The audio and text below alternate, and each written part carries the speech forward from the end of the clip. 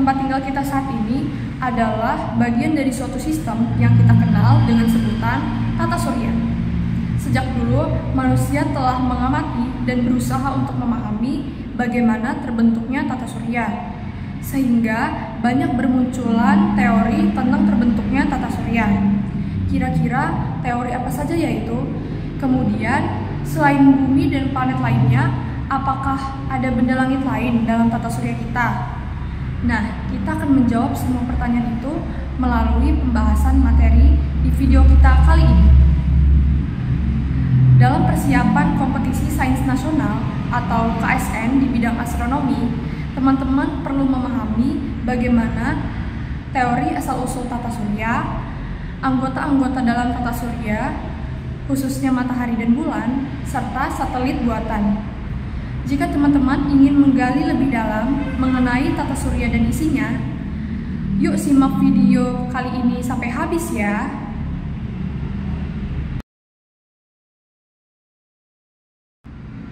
Assalamualaikum warahmatullahi wabarakatuh. Tabi pun, perkenalkan, nama saya Alia Prilina Zahra dari SMA Negeri 2 Bandar Lampung. Bagaimana kabar teman-teman? Semoga teman-teman selalu dalam keadaan sehat walafiat. Hari ini kita akan belajar materi dan latihan soal tentang tata surya. Tetapi sebelum memulai pembelajaran kali ini, ada baiknya kita berdoa terlebih dahulu. Berdoa dimulai.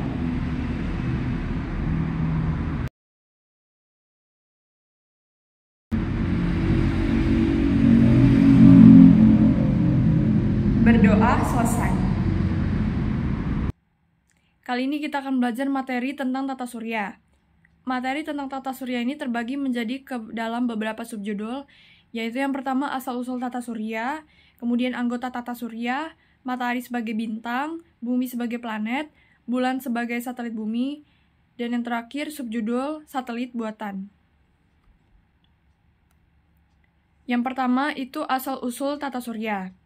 Teori asal-usul tata surya antara lain, yang pertama menurut Immanuel Kant. Teori menurut Immanuel Kant menyatakan bahwa tata surya terbentuk dari suatu zat utama yang memenuhi ruang angkasa. Adanya gaya tarik-menarik antara sesama partikel berkondensasi secara terpisah. Proses ini terus berlangsung sehingga terbentuk simpul-simpul. Simpul-simpul tersebut mengelompok dan membesar menjadi matahari. Partikel lain mengitari matahari dengan gaya tarik masing-masing sehingga terbentuklah planet-planet. Kemudian teori menurut Pierre Laplace. Teori menurut Pierre Laplace itu menyatakan bahwa tata surya terbentuk dari zat-zat yang awalnya berupa gumpalan awan gas yang mengembun atau yang dikenal dengan nebula dan berputar berbentuk seperti cakram. Pusat nebula menjadi matahari sebagai pusat tata surya. Matahari berputar sehingga terlempar bagian-bagiannya dan menjadi planet-planet. Teori Immanuel Kant dan Pierre Laplace dikenal sebagai hipotesis Kant-Laplace. Selanjutnya teori menurut Chambertin-Moulton. Menurut Chambertin-Moulton, teori Chambertin-Moulton menyatakan bahwa gas yang terlempar dari matahari mengalami kondensasi dan menjadi padat, yang disebut planetasimal. Planetasimal terus menarik bagian-bagian kecil di sekitarnya sehingga ada yang besar menjadi planet. Lanjut yaitu menurut Ten dan Jeffreys. Teori asal-usul tata surya menurut Ten dan Jeffreys yaitu menyatakan bahwa suatu bintang yang sangat besar, yaitu lebih dari matahari, pernah lewat dengan jarak tidak jauh dari matahari. Melintasnya bintang itu menyebabkan sebagian massa matahari terlepas dan terlempar keluar, kemudian mengalami pemadatan dan pecah menjadi planet-planet. Selanjutnya teori pusat tata surya, antara lain terbagi menjadi dua, yaitu teori geosentris dan teori heliosentris. Yang pertama, teori geosentris oleh Claudius Ptolemus yang dianut sebelum abad ke-16. Teori geosentris menyatakan bahwa bumi sebagai pusat tata surya. matahari beserta benda-benda langit berputar mengelilingi bumi. Kemudian teori heliosentris oleh Nicolaus Copernicus yang dianut setelah abad ke-16. Teori heliosentris oleh Nicolaus Copernicus menyatakan bahwa matahari sebagai pusat tata surya dan benda-benda langit berputar mengelilingi matahari. Lanjut ke subjudul berikutnya, yaitu anggota tata surya. Yang pertama adalah tata surya. Tata surya adalah sekumpulan benda angkasa yang mengelilingi matahari. Benda-benda angkasa tersebut yang mengelilingi matahari diantaranya antara lain planet, komet, asteroid, satelit, serta meteorit yang mengelilingi matahari. Peredaran benda langit tersebut disebabkan oleh gaya gravitasi antara matahari beserta benda-benda langit yang mengelilinginya. Peredaran benda langit mengelilingi matahari disebut revolusi, sedangkan perputaran benda-benda langit pada porosnya disebut rotasi. Anggota tata surya berikutnya yaitu planet. Planet adalah benda langit yang tidak menghasilkan cahaya sendiri, tetapi memantulkan cahaya dari matahari. Syarat suatu benda angkasa disebut planet menurut IAU atau International Astronomical Union adalah yang pertama mengorbit pada bintang atau sisa bintang atau bintang mati. Yang kedua memiliki massa yang cukup untuk membentuk gravitasi mandiri agar dapat mempertahankan bentuknya pada keadaan setimbang atau mendekati bulat. Yang ketiga tidak cukup kuat untuk memulai reaksi fusi pada intinya. Dan yang keempat, orbitnya tidak bertumpang tindih dengan orbit benda angkasa lain. Urutan planet mulai dari yang terdekat dengan matahari yaitu Merkurius, Venus, Bumi, Mars, Jupiter, Saturnus, Uranus, Neptunus, dan Pluto. Pada perkembangannya, dari hasil sidang umum Himpunan Astronomi Internasional atau IAU, International Astronomical Union ke-26 di Praha, Ceko pada tanggal 14-27 Agustus 2006 telah diputuskan bahwa Pluto bukanlah planet. Hal itu disebabkan karena Pluto tidak memenuhi syarat sebagai planet. Karena antara lain dari segi ukuran, jalur orbit yang menyimpang, orbitnya yang berbentuk elips tumpang tindih dengan orbit Neptunus, dan orbitnya terhadap matahari terlalu melengkung dibandingkan dengan planet lain. Nah, berikut adalah tabel perbandingan dari keadaan planet ya teman-teman. Planet beredar mengelilingi matahari melalui jalur-jalur tertentu yang disebut garis edar atau orbit yang berbentuk elips. Karena orbit planet berbentuk elips, maka planet kadang dekat dan kadang jauh dari matahari.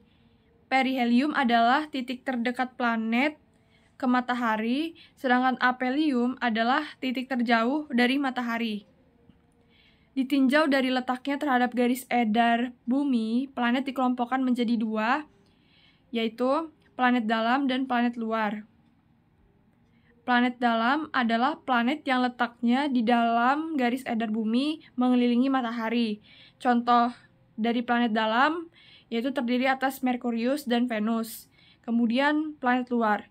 Planet luar adalah planet yang letaknya di luar garis edar bumi mengelilingi matahari. Planet luar terdiri atas Mars, Jupiter, Saturnus, Uranus, dan Neptunus. Kemudian gerakan planet. Gerakan planet dibedakan menjadi dua, yaitu rotasi dan revolusi. Rotasi adalah perputaran planet pada sumbunya, sementara revolusi adalah peredaran planet mengelilingi matahari. Planet-planet terdapat hukum, yaitu namanya hukum Kepler. Hukum Kepler tentang pergerakan planet-planet. Ada 3 hukum, yaitu hukum 1 Kepler, hukum 2 Kepler, dan hukum 3 Kepler. Hukum 1 Kepler itu mengatakan orbit setiap planet berbentuk elips dan matahari terletak pada salah satu titik fokusnya. Titik terjauhnya disebut titik aphelium, sementara titik terdekatnya disebut titik perihelium. Kemudian hukum 2 Kepler. Hukum 2 Kepler mengatakan bahwa dalam jangka waktu yang sama, garis yang menghubungkan planet dengan matahari selama revolusi planet tersebut akan melewati bidang yang luasnya sama. Berdasarkan gambar, akibatnya PQ akan ditempuh dengan kelajuan lebih cepat dibandingkan saat menempuh RS. Kemudian hukum 3 Kepler. Hukum 3 Kepler mengatakan kuadrat skala revolusi planet-planet berbanding lurus dengan pangkat 3 jarak rata-ratanya dari matahari. Persamaannya yaitu T1 kuadrat banding T2 kuadrat sama dengan R1 kubik R1 pangkat 3 banding R1 pangkat 3. Dengan T adalah skala revolusi dan R adalah jarak rata-rata matahari ke planet. Kemudian anggota tata surya berikutnya yaitu komet. Komet atau bintang berekor adalah benda langit yang mengelilingi matahari dengan orbit sangat lonjong serta mempunyai cahaya sendiri. Bagian-bagian dari komet antara lain yaitu inti komet, koma, senyawa hidrogen, dan ekor. Ekor komet terlihat memanjang dan selalu menjauhi matahari dikarenakan angin matahari. Angin matahari membuat material penyusun komet menguap dan membawanya ke arah luar. Contoh komet antara lain yaitu komet Kohoutek yang muncul setiap 75.000 tahun sekali, kemudian ada komet Halley yang muncul setiap 76 tahun sekali, ada komet Biela yang muncul setiap 7 tahun sekali, dan ada komet Encke yang muncul setiap 3,5 tahun sekali. Selanjutnya, anggota tata surya berikutnya yaitu meteoroid. Meteoroid adalah benda langit yang biasanya berbentuk batuan yang jatuh ke bumi. Jika benda tersebut memasuki atmosfer bumi dan bergesekan sehingga terbakar, disebut meteor atau bintang pindah. Sedangkan bagian pecahan yang sampai ke bumi disebut meteoroid. Anggota tata surya berikutnya yaitu asteroid.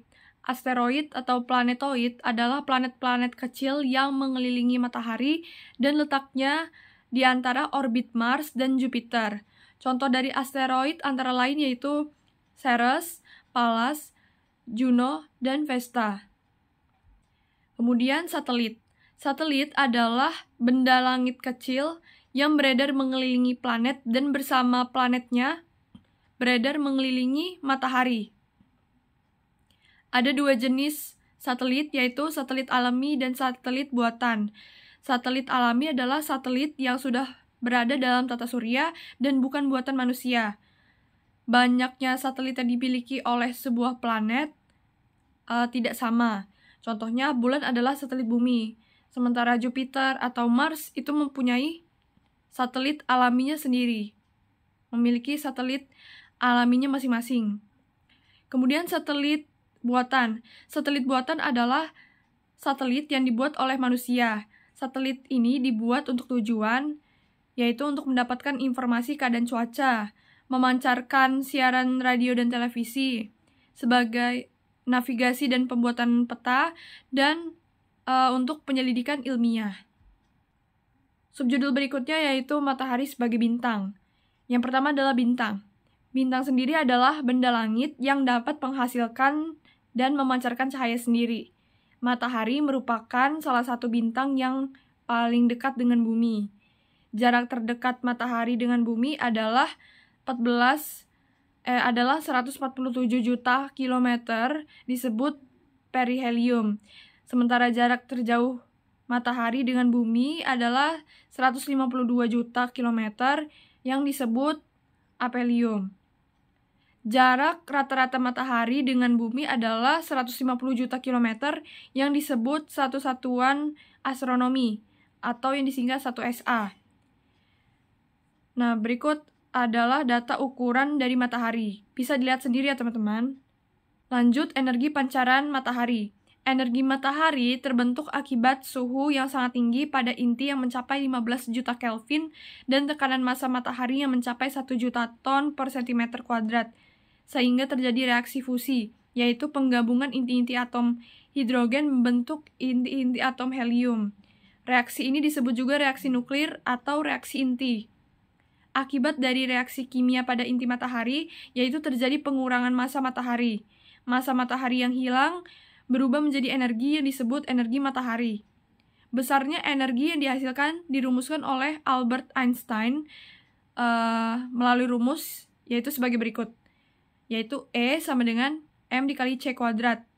Dengan E adalah energi matahari, satuannya Joule, M adalah massa yang hilang, satuannya kilogram, dan C adalah kecepatan cahaya. Besarnya 3 kali 10 pangkat 8 meter per second. Kemudian susunan lapisan matahari. Terdiri dari yang pertama inti matahari. Inti matahari merupakan lapisan paling dalam bersuhu 15 juta Kelvin. Dan pada bagian inti matahari yaitu terjadi reaksi inti yang disebut reaksi fusi, yaitu penggabungan inti atom hidrogen menjadi atom helium dengan menghasilkan energi yang sangat besar. Yang kedua, fotosfera. Fotosfera merupakan lapisan yang menyelubungi lapisan matahari berupa cakram matahari. Fotosfera berupa cahaya berwarna kuning inilah yang menyinari bumi dengan suhu berkisar 6000 derajat Celcius. Tebal lapisan fotosfera yaitu mencapai 320 km. Selanjutnya kromosfera. Kromosfera disebut sebagai lapisan atmosfer matahari. Pada bagian kromosfera memancarkan cahaya warna merah lemah yang berasal dari gas hidrogen. Suhu dari kromosfera yaitu antara 5000 sampai 10000 Kelvin dengan ketebalan 16000 km.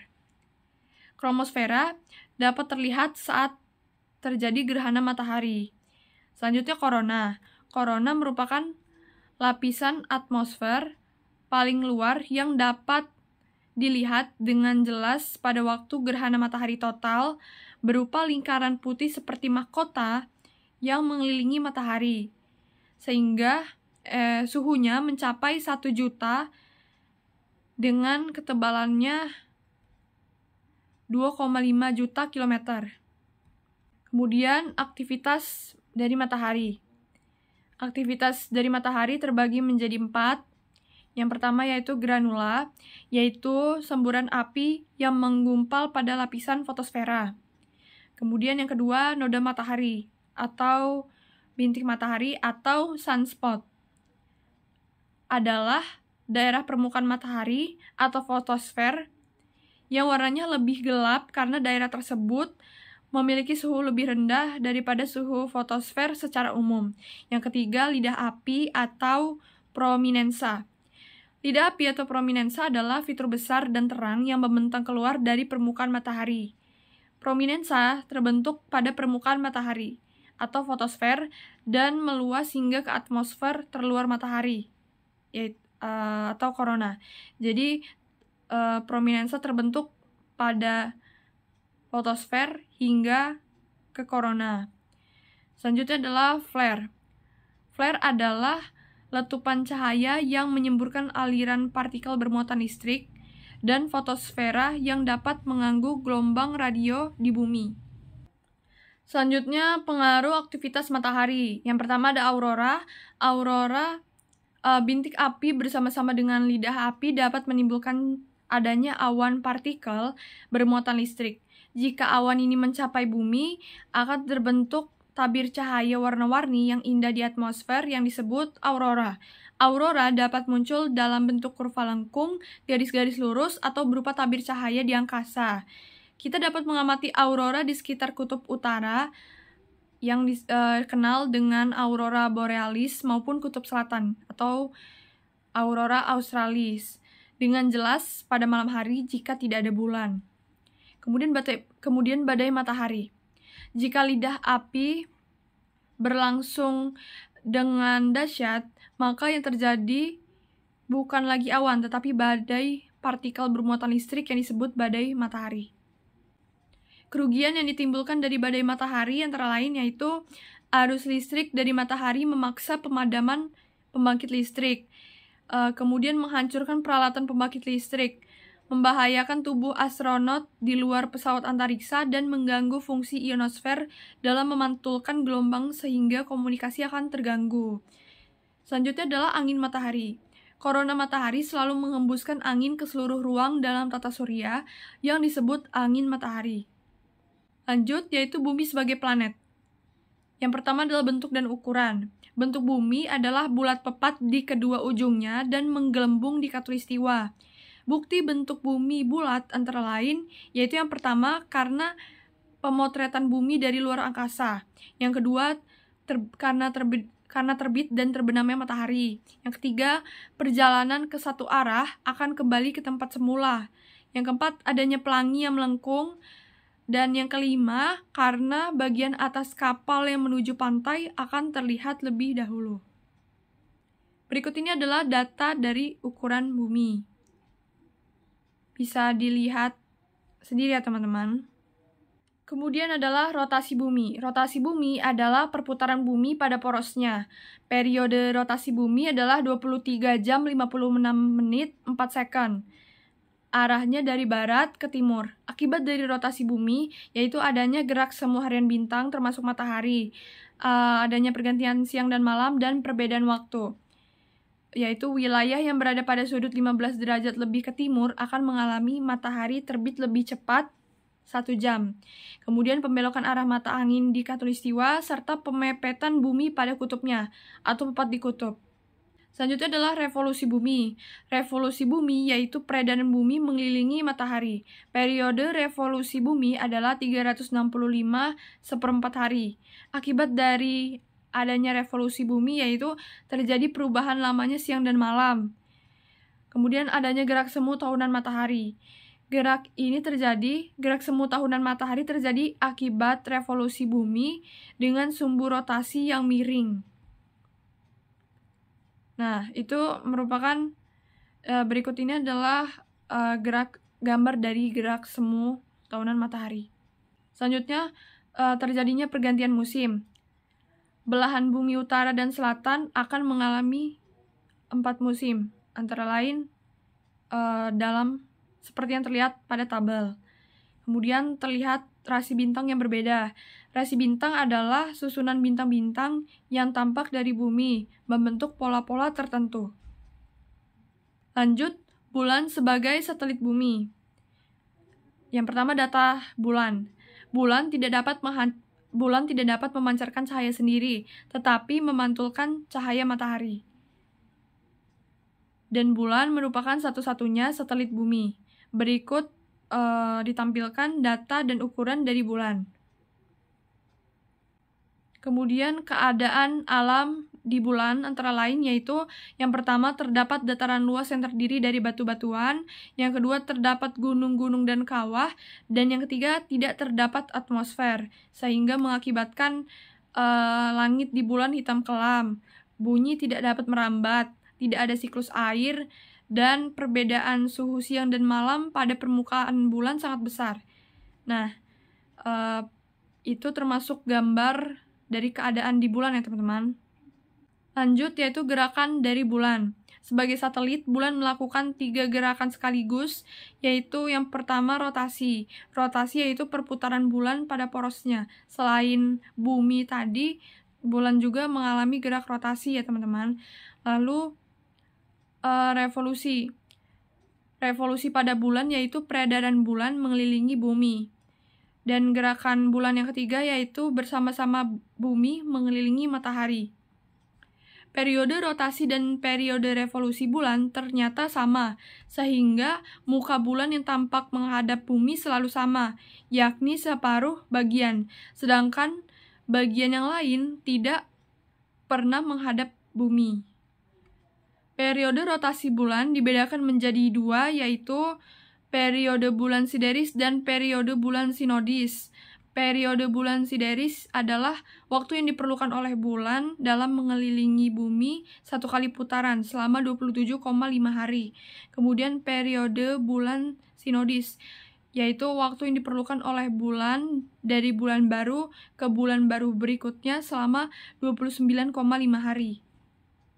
Lanjut, ada fase bulan. Fase bulan yaitu perubahan bentuk bulan yang terlihat berbeda dalam 1 bulan sinodis. Antara lain, ini ditampilkan gambar dari fase bulan. Antara lain yaitu bulan baru, yaitu bulan tidak tampak. Kemudian bulan sabit, yaitu bulan tampak seperempatnya. Selanjutnya kuartil pertama, yaitu bulan yang tampak separuh. bulan cembung yaitu bulan tampak 3/4-nya, dan bulan purnama yaitu bulan yang tampak penuh. Kemudian gerhana. Gerhana adalah peristiwa atau fenomena alam yang disebabkan oleh bayangan yang dibentuk oleh bumi atau bulan terletak dalam satu garis, sehingga bumi tampak gelap. Bayangan tersebut antara lain yaitu umbra atau bayangan inti dan penumbra atau bayangan kabur. Gerhana dibedakan menjadi dua, yaitu gerhana bulan dan gerhana matahari. Yang pertama itu gerhana bulan. Gerhana bulan terjadi ketika bulan tertutup oleh bayangan bumi. Ciri-ciri dari gerhana bulan yaitu matahari, bumi, dan bulan berada dalam satu garis lurus dan terjadi pada saat bulan purnama, yaitu tanggal 15 kalender Komariah. Nah, gambar di sampingnya ini merupakan fenomena gerhana bulan ya teman-teman. Lanjut, selain gerhana bulan ada gerhana matahari. Gerhana matahari terjadi karena matahari akan menyinari bumi terhalang oleh bulan. Ciri-ciri dari gerhana matahari yaitu matahari, bulan, dan bumi berada dalam satu garis lurus dan terjadi pada saat bulan baru, yaitu tanggal 1 kalender Komariah. Kalau tadi tanggal 15 kalender Komariah, kalau gerhana matahari tanggal 1 kalender Komariah. Lanjut, pasang surut. Pasang surut yaitu peristiwa naik turunnya permukaan air laut yang disebabkan karena pengaruh gravitasi bulan dan sedikit gravitasi matahari. Meskipun gaya gravitasi matahari turut mempengaruhi, gaya gravitasi bulan lebih besar pengaruhnya karena jarak bulan lebih dekat. Ketika bumi dipengaruhi oleh gaya gravitasi bulan, air laut lebih mudah ditarik daripada di daratan. Akibatnya, pada daerah yang satu garis dengan gaya tarik bulan mengalami pasang, sedangkan daerah yang lainnya mengalami surut. Karena bumi berputar pada porosnya, daerah yang mengalami pasang surut bergantian selama 6 jam. Jadi selama 1 hari, suatu pantai akan mengalami pasang surut bergantian sebanyak 2 kali. Pasang surut ada 2 macam, yaitu pasang purnama dan pasang perbani. Yang pertama adalah pasang purnama. Pasang purnama terjadi saat bulan purnama, yaitu ketika matahari, bumi, dan bulan terletak satu garis. Karena gaya gravitasi matahari dan bulan bekerja berlawanan arah, terjadilah pasang terbesar atau pasang purnama. Kemudian pasang perbani. Pasang perbani terjadi saat bulan dan matahari saling tegak lurus terhadap bumi. Karena pengaruh gravitasi bulan dan matahari minimum, maka terjadilah pasang surut terendah atau pasang perbani. Lanjut, satelit buatan. Satelit buatan digunakan untuk berbagai kepentingan manusia.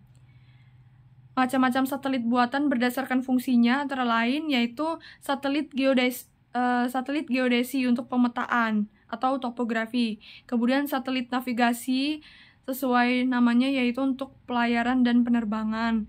Kemudian satelit meteorologi untuk penelitian cuaca, suhu, dan awan.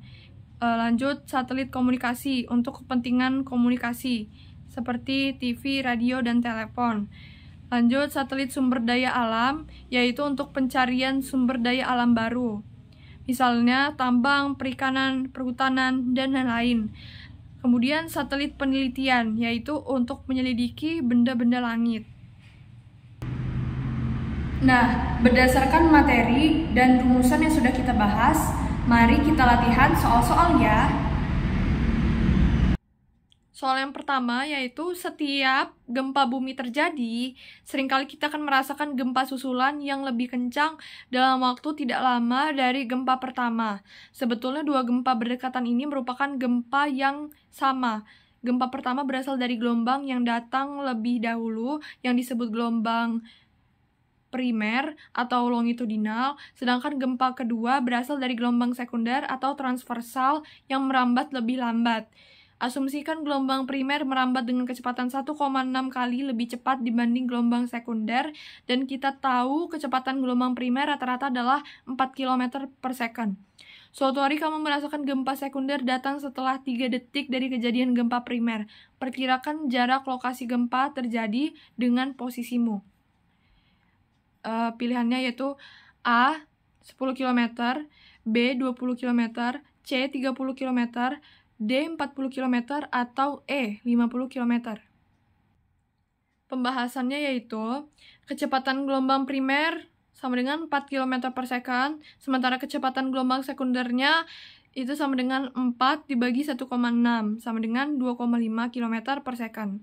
Jeda waktunya atau delta T-nya adalah T sekunder dikurang T primer, yaitu 3 sama dengan D per 2,5 dikurang D per 4. 3 sama dengan 4D dikurang 2,5D per 10. 30 dikalikan 3 dikali 10, 30 sama dengan 1,5D.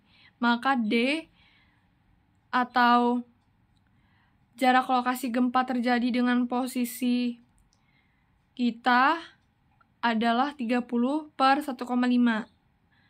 Maka D sama dengan 20 km. Jadi jawaban yang benar adalah opsi yang B ya teman-teman, yaitu 20 km. Soal yang kedua, andaikan tinggi anjing sebenarnya dalam foto ini adalah 1 meter. Di dalam foto ini anjingnya terlihat kira-kira setinggi 1/3 diameter sudut bulan. Tentukan berapa jarak antara anjing dan pemiliknya dari sang fotografer. Diketahui jarak bumi dengan bulan yaitu 384.400 km dan radius bulan adalah 1.737 km. Apakah A 171,89 meter, B 343,77 meter, C 687,54 meter, D 859,40 meter, atau yang E 943,56 meter? Pembahasannya yaitu dengan trigonometri sederhana bisa diperoleh diameter sudut bulan saat itu kurang lebih sama dengan atau mendekati 0,5 derajat. Tinggi sudut anjing atau theta sama dengan 0,5 per 3, yaitu sama dengan 1/6 derajat. Tinggi anjing adalah 1 meter, maka jarak anjing dengan fotografer yaitu tan theta sama dengan tinggi dibagi jarak. Maka jaraknya adalah 343,77 meter. Jadi opsi atau pilihan yang paling tepat adalah yang B ya teman-teman, yaitu 343,77 meter. Kemudian soal ketiga, di dalam anime Shokugeki no Souma atau anime tentang memasak, pertandingan final Autumn Election diselenggarakan Totsuki Academy pada saat bulan purnama. Pada bagian awal anime ini, season 2 episode 9 dijelaskan bahwa waktu memasak pada pertandingan final dibatasi selama sekitar 2 jam dari saat bulan muncul di atas Gaten Hall, transit di Meridian, hingga kemudian tertutup kembali, tampak melewati celah di atap stadion. Perkirakan jam berapa dalam waktu lokal pertandingan memasak ini dilakukan? Apakah A. pukul 8 sampai pukul 10 malam, B. pukul 9 sampai 11 malam, C. pukul 10 sampai 12 malam, D. pukul 11 sampai 1 pagi, atau yang E. pukul 24.00 sampai 2 dini hari. Pembahasannya yaitu bulan purnama transit di meridian pengamat sekitar pukul 24.00 waktu lokal. Karena durasi pertandingan 2 jam, maka waktu transit ini merupakan waktu tengahnya. Sehingga waktu pertandingan adalah antara pukul 11 malam hingga pukul 1 dini hari waktu lokal. Jadi opsi yang paling tepat adalah yang D ya teman-teman, yaitu pukul 23.00 sampai 1 dini hari. Lanjut soal keempat, dari soal sebelumnya tentang pertandingan memasak, perkirakan sudut yang ditempuh bulan di langit selama pertandingan final. Periode sinodis dan sideris bulan masing-masing kurang lebih sama dengan 29,5 dan 27,3 hari. Apakah yang A 33 derajat, B 32 derajat, C 31 derajat, D 30 derajat, atau yang E 29 derajat? Pembahasannya yaitu selama 2 jam bulan menempuh jarak sudut di langit, yaitu sama dengan 2 dikali 15 derajat dikurang 2 pangkat H per 29,5 dikali 24 dikali 360 derajat. Hasilnya kurang lebih sama dengan atau mendekati 29 derajat. Maka opsi atau pilihan yang tepat adalah pilihan yang E, yaitu 29 derajat. Soal kelima, pilihlah pernyataan yang benar. A. Matahari merupakan bintang dengan kelas spektrum G7 volt. B. Pluto merupakan planet kerdil yang ditemukan astronom Jerman. C. Terdapat pola heksagonal di kutub planet Saturnus. D. Percepatan gravitasi di bumi tidak sama di setiap lokasi, bergantung lintas saja. Atau yang E. Jumlah rasi yang disepakati atau digunakan secara resmi oleh International Astronomical Union ada 66 rasi. Pembahasannya yaitu hanya pernyataan ketiga yang benar. Jadi, opsi atau pilihan yang tepat adalah yang C. Soal ke-6, pilih pernyataan yang salah.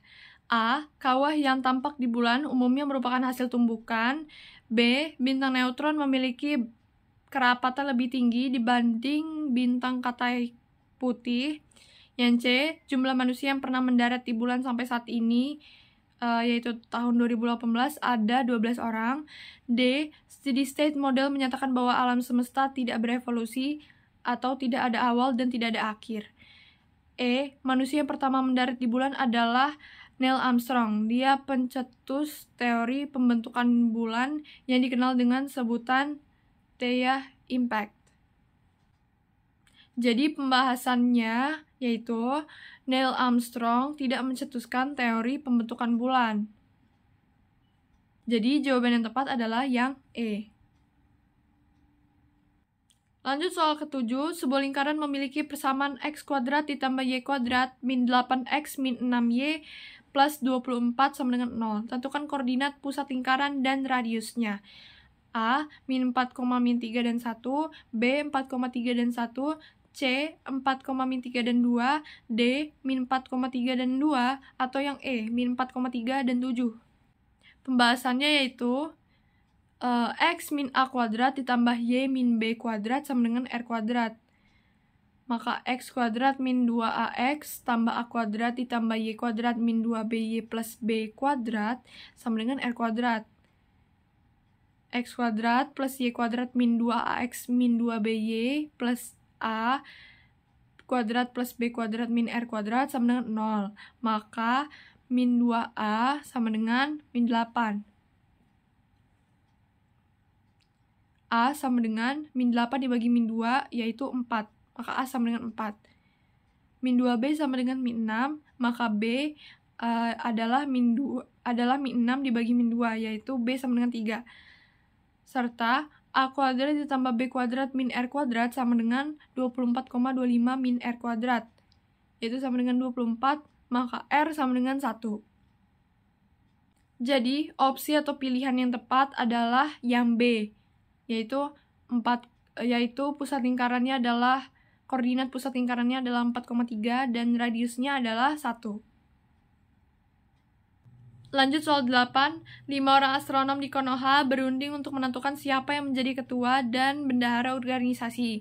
Berapa alternatif pasangan yang mungkin? Apakah A 10, B 12, C 20, D 60, ataukah yang E 120?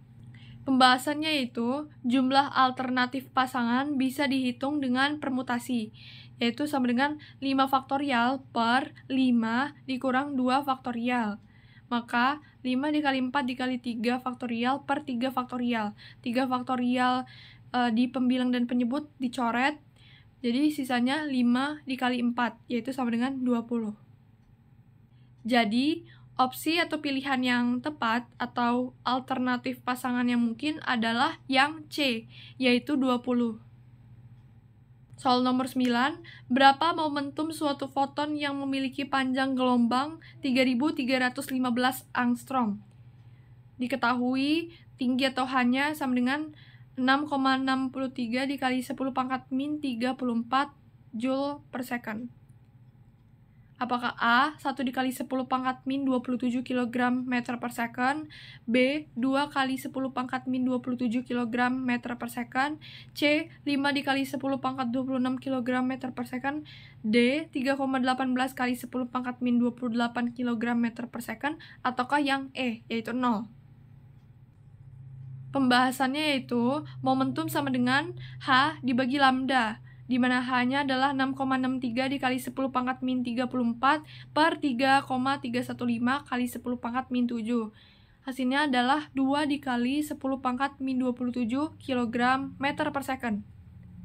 Jadi, momentum suatu foton yang memiliki panjang gelombang 3315 angstrom adalah yang B, yaitu 2 dikali 10 pangkat min 27 kg meter per second.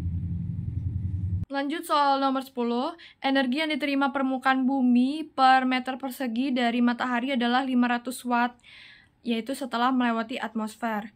Jika energi ini dapat digunakan seluruhnya untuk memanaskan air kolam ikan dengan luas permukaan 10 meter kuadrat, kedalaman 0,5 meter selama 4 jam, berapa perubahan temperatur airnya? Diketahui massa jenis air yaitu 1000 kg per meter kubik dan kalori jenis air adalah 4200 Joule per kilogram derajat Celcius. Apakah yang A 1,2 derajat, B 3,4 derajat, C 4,5 derajat, D 5,6 derajat, ataukah yang E 6,7 derajat? Pembahasannya yaitu energi serap sama dengan Q.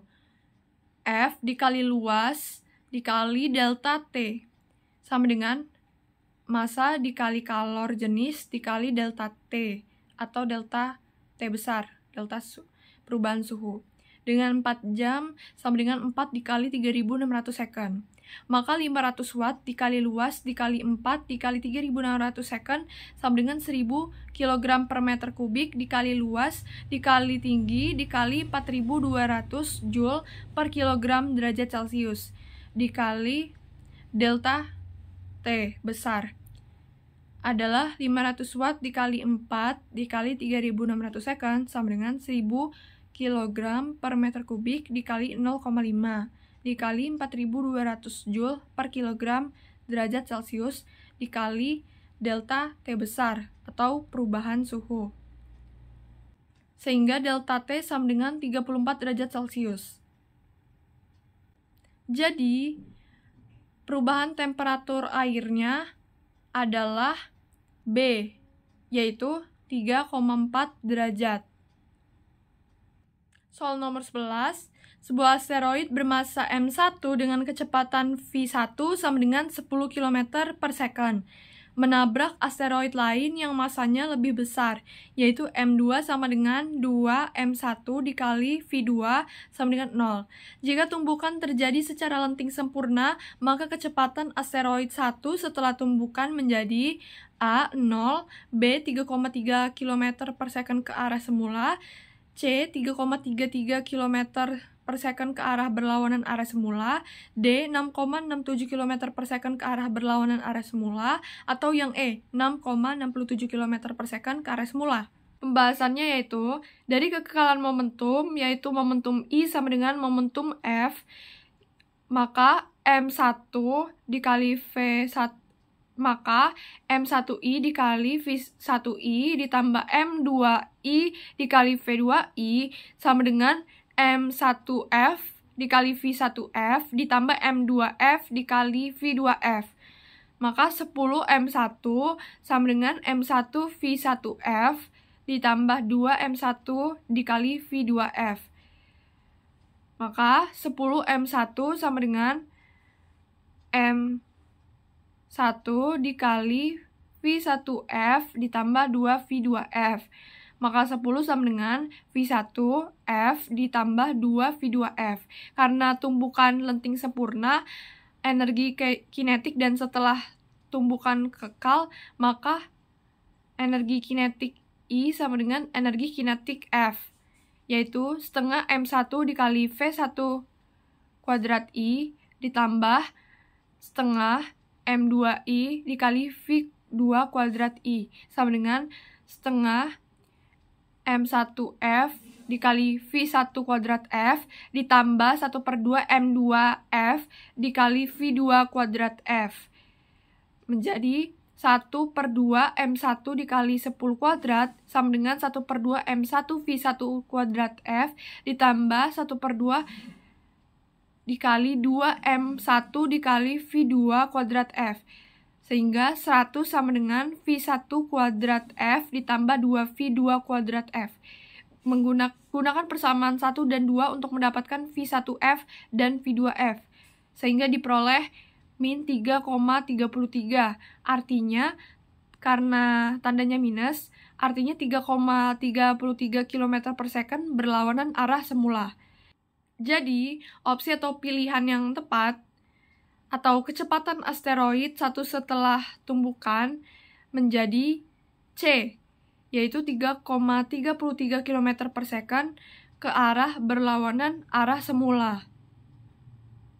Soal nomor 12, if someone is moving towards you at half the speed of light and they shine a light at you, what speed will the light have when it hits you? A. 1.5 normal light speed. B. Normal light speed, IDS the light speed itself. C. Twice normal light speed. D. A half normal light speed. Or E. 1.25 normal light speed. Pembahasannya yaitu berapapun kecepatan kerangka, kecepatan cahaya selalu C. Jadi opsi atau pilihan yang paling tepat adalah yang B, yaitu normal light speed, IDS the light speed itself. Soal nomor 13, Saitama menjatuhkan batu dari ketinggian R dari permukaan bumi, dengan R adalah radius bumi. Berapa kecepatan batu sesaat sebelum menyentuh ke permukaan bumi? Abaikan gesekan udara dan M adalah massa bumi. A. Akar Gm per R. B. Akar 2 Gm per R. C. 120 km per second. D. Akar Gm per 2R. Atau yang E. Gm per R.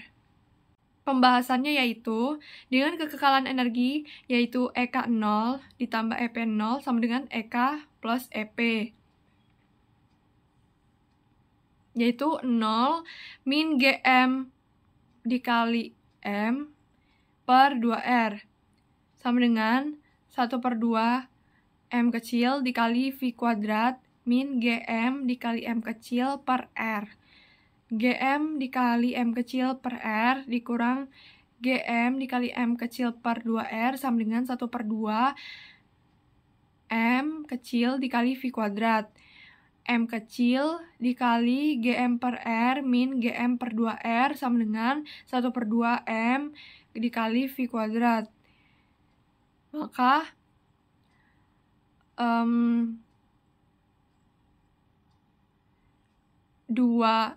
RGM min RGM per 2R kuadrat sama dengan 1/2 V kuadrat.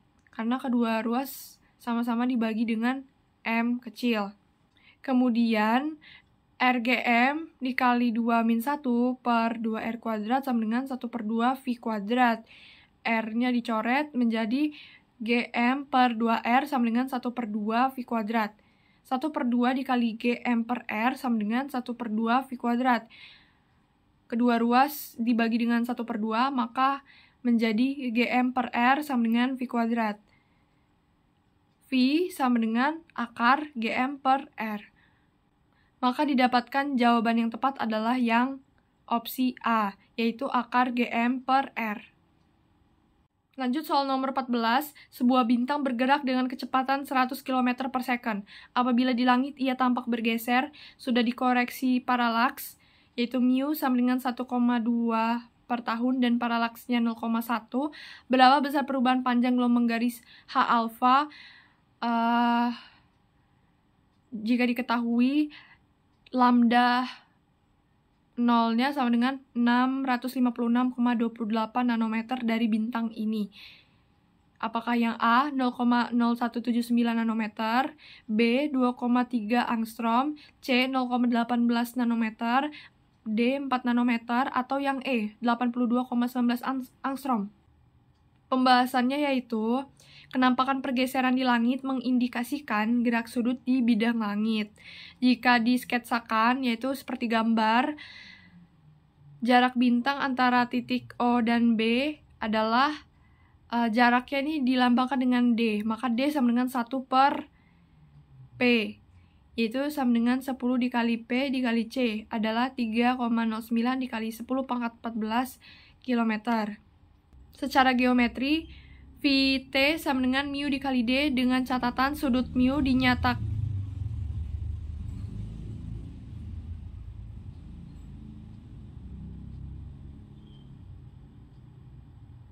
Secara geometri, VT sama dengan mu dikali D dengan catatan sudut mu dinyatakan dalam radian. Maka VT sama dengan 1,2 per tahun dikali 1 per 206.265 radian dikali 3,09 kali 10 pangkat 14. Maka VT sama dengan 1,80 dikali 0 pangkat 9 km per tahun sama dengan 56,97 km per second. Sehingga VR kuadrat ditambah VT kuadrat sama dengan V kuadrat. VR kuadrat sama dengan V kuadrat dikurang VT kuadrat. Maka VR sama dengan akar 100 kuadrat dikurang 56,97 kuadrat. Sehingga VR sama dengan 82,19 km per second. Delta lambda per lambda 0 sama dengan VR dikali C, maka delta lambdanya sama dengan 0,18 nanometer. Jadi, besar perubahan panjang gelombang garisnya adalah pilihan yang C, yaitu 0,18 nanometer.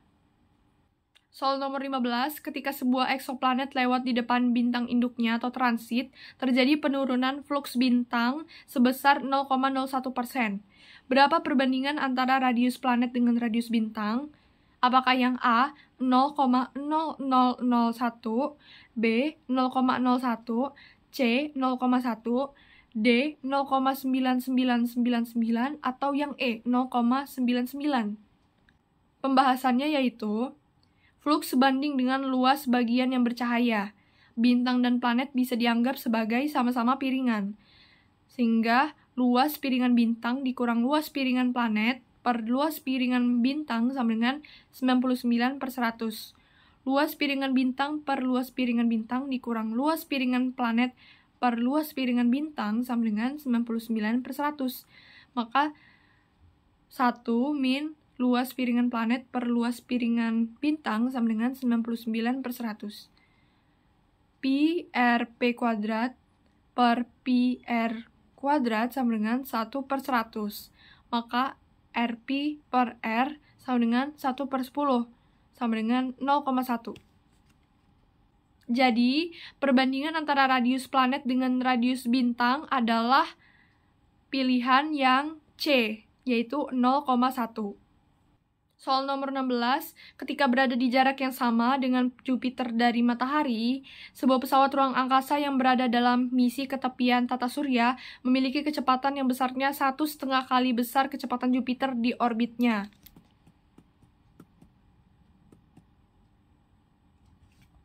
Anggap orbit Jupiter lingkaran, maka dapat diperkirakan bahwa orbit pesawat ruang angkasa tersebut terhadap matahari berbentuk A. Spiral, B. Lingkaran, C. Elips, D. Parabola, atau yang E. Hiperbola. Pembahasannya yaitu energi total orbit lingkaran di radius Jupiter sama dengan min 6 M besar dikali M kecil per 2 jari-jari Jupiter dengan kecepatan melingkar yaitu akar GM per jari-jari Jupiter. Energi total pesawat, sehingga energi total pesawat atau yang disimbolkan dengan E sama dengan 1 per 2 M dikali 3 per 2 akar GM per jari-jari Jupiter kuadrat dikurang GM dikali M kecil per jari-jari Jupiter, yaitu sama dengan 1 per 2 9 per 4 GM kali M kecil per jari-jari Jupiter dikurang GM kali M kecil per jari-jari Jupiter sama dengan GM dikali M kecil per 8 jari-jari Jupiter. Energi totalnya ternyata lebih dari 0, maka orbit pesawat itu hiperbola. Jadi, opsi atau pilihan yang tepat adalah yang E, yaitu hiperbola. Lanjut soal nomor 17, bintang paling terang di langit setelah matahari adalah Sirius, dengan magnitudo semu visual yaitu min 1,44.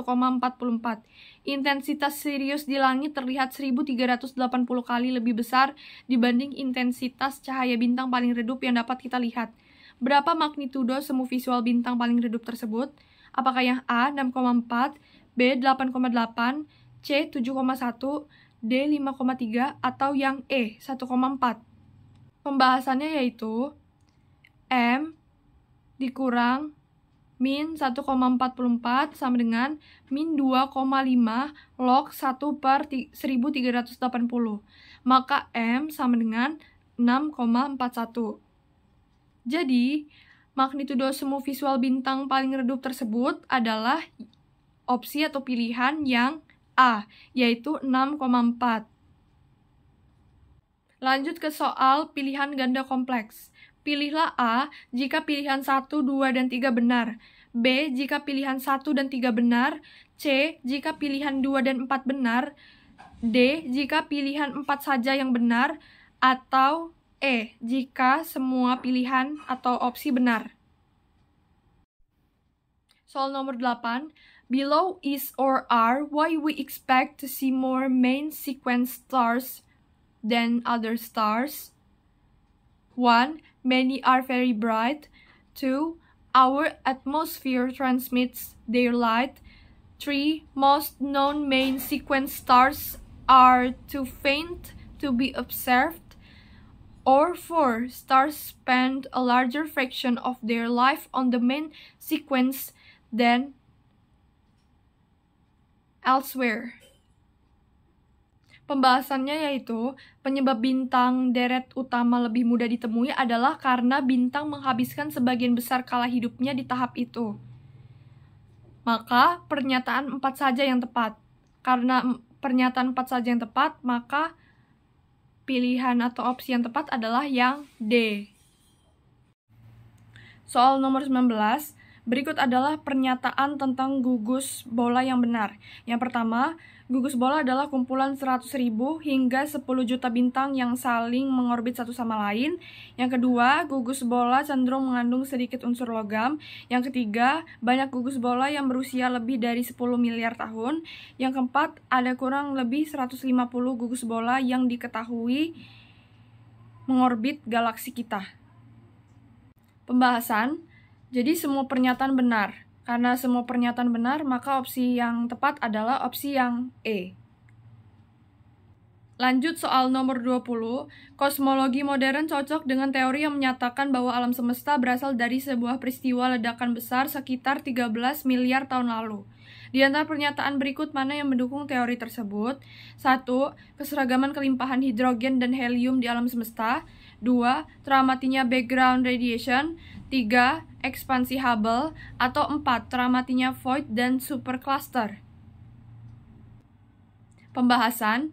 Jadi, poin pertama, kedua, dan ketiga yang benar. Karena poin pertama, kedua, dan ketiga yang benar, maka pilihan atau opsi yang tepat adalah yang A.